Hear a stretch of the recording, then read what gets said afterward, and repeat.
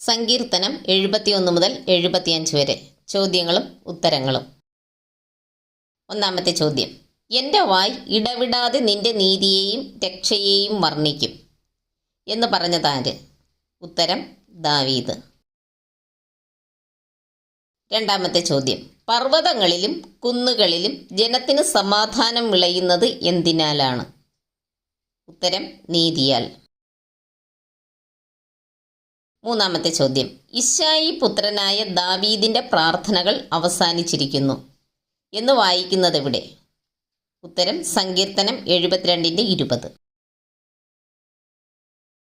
നാലാമത്തെ ചോദ്യം: ദൈവം ഇസ്രായേലിന് നിർമ്മല ഹൃദയമുള്ളവർക്ക് തന്നെ നല്ലവനാകുന്നു നിശ്ചയം എന്ന് പറഞ്ഞതാര്? ഉത്തരം: ആസാഫ്. അഞ്ചാമത്തെ ചോദ്യം: ദുഷ്ടന്മാരുടെ സൗഖ്യം കണ്ടിട്ട് അഹങ്കാരികളോട് അസൂയ തോന്നിയതാർക്ക്? ഉത്തരം: ആസാഫിന്. ആറാമത്തെ ചോദ്യം: അവർക്ക് വേദന ഒട്ടുമില്ലല്ലോ, അവരുടെ ദേഹം തടിച്ചുരുണ്ടിരിക്കുന്നു. ആരെക്കുറിച്ചാണ് ആസാഫ് ഇങ്ങനെ പറഞ്ഞിരിക്കുന്നത്? ഉത്തരം: ദുഷ്ടന്മാരെ. ഏഴാമത്തെ ചോദ്യം: ഡംഭം മാലയായിരിക്കുന്നതാർക്ക്? ഉത്തരം: ദുഷ്ടന്മാർക്ക്. എട്ടാമത്തെ ചോദ്യം: ആരുടെ കണ്ണുകളാണ് പുഷ്ടി കൊണ്ട് ഉന്തി നിൽക്കുന്നത്?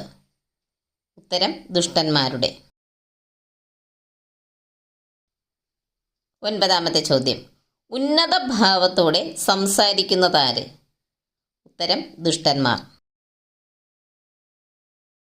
പത്താമത്തെ ചോദ്യം: വായ് ആകാശത്തോളം ഉയർത്തുന്നതാര്? ഉത്തരം: ദുഷ്ടന്മാർ. 11ാമത്തെ ചോദ്യം: ദൈവം എങ്ങനെ അറിയുന്നു, അത്യുന്നതന് അറിവുണ്ടോ എന്ന് പറയുന്നതാര്? ഉത്തരം: ദുഷ്ടന്മാർ. 12ാമത്തെ ചോദ്യം: അവർ നിത്യം സ്വസ്ഥത അനുഭവിച്ച് സമ്പത്ത് വർദ്ധിപ്പിക്കുന്നു. ആര്? ഉത്തരം: ദുഷ്ടന്മാർ. 13ാമത്തെ ചോദ്യം: സ്വർഗത്തിൽ എനിക്ക് ആരുള്ളൂ, ഭൂമിയിലും നിന്നെയല്ലാതെ ഞാൻ ഒന്നും ആഗ്രഹിക്കുന്നില്ല എന്ന് പറഞ്ഞതാര്? ഉത്തരം: ആസാഫ്. 14ാമത്തെ ചോദ്യം: ആസാഫ് യഹോവയായ കർത്താവിനെ തൻ്റെ സങ്കേതമാക്കിയിരിക്കുന്നതെന്തിന്? ഉത്തരം: അവൻ്റെ സകല പ്രവൃത്തികളെയും വർണ്ണിക്കേണ്ടതിന്. 15ാമത്തെ ചോദ്യം: വിശുദ്ധ മന്ദിരത്തിലെ ചിത്രപ്പണികളെ വൈരികൾ തകർത്ത് കളഞ്ഞത് എന്തുപയോഗിച്ചാണ്? ഉത്തരം: മഴുകൊണ്ടും ചുറ്റിക കൊണ്ടും.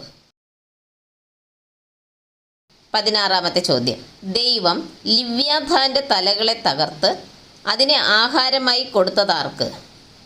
ഉത്തരം: മരുവാസികളായ ജനത്തിന്. 17ാമത്തെ ചോദ്യം: എങ്ങനെ സംസാരിക്കരുത്? ഉത്തരം: ശാഠ്യത്തോടെ. 18ാമത്തെ ചോദ്യം: ആരുടെ കൊമ്പാണ് ഉയർന്നിരിക്കുന്നത്? ഉത്തരം: നീതിമാന്മാരുടെ. നന്ദി. ദൈവം നമ്മെ അനുഗ്രഹിക്കട്ടെ.